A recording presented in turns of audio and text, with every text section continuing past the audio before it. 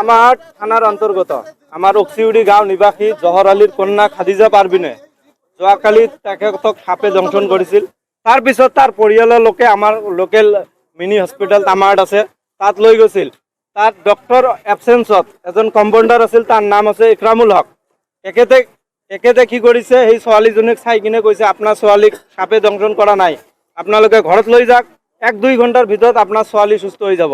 পিছত পৰিয়ালৰ লোকে ভাবিছে সিজনে ডক্টৰ, ট্ৰিটমেণ্ট একো কৰা নাই। সেই হিচাপত ছোৱালীজনীক ঘৰত লৈ আহিছিল। 1-2 ঘণ্টা পিছত ছোৱালীজনী চিৰিয়াছ হৈছিল। হোৱাৰ পিছত তেখেতে ধুবুৰী লৈ যাওয়াৰ সময়তে আধা ৰাস্তাতে তেখেতৰ জীৱন যাবলগীয়া হ'ল। সেইকাৰণে আজি আমি গোটেই গাঁৱৰ ৰাইজে একত্ৰিত হৈ আজি আমি ৰাষ্ট্ৰীয় ঘাইপথ অৱৰোধ কৰিছোঁ। আৰু আমাৰ ডিমাণ্ড যে DC মহোদয় ইয়াত উপস্থিত হৈ এই যিজন ইকৰামুল হকৰ কাৰণে আজি এই ছোৱালীজনীৰ জীৱন যাবলগীয়া হ'ল, তাক ছাছপেণ্ড কৰিব লাগিব।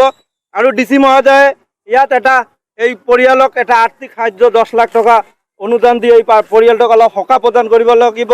আৰু ইয়াত কথা দিব লাগিব, আজি দীৰ্ঘদিন ধৰি আমাৰ হস্পিটেলৰ আণ্ডাৰত এটা বড় স্কাম হৈ আছে।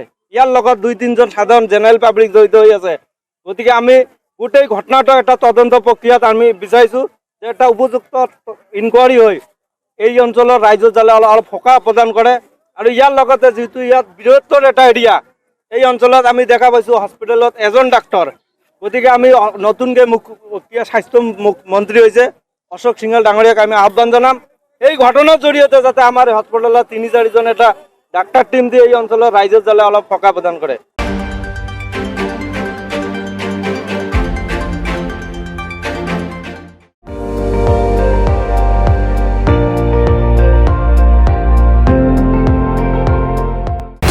আপুনি চাই আছে ND24, সৰ্বশ্ৰেষ্ঠ নহয় সৰ্বোত্তমৰ দৌৰত।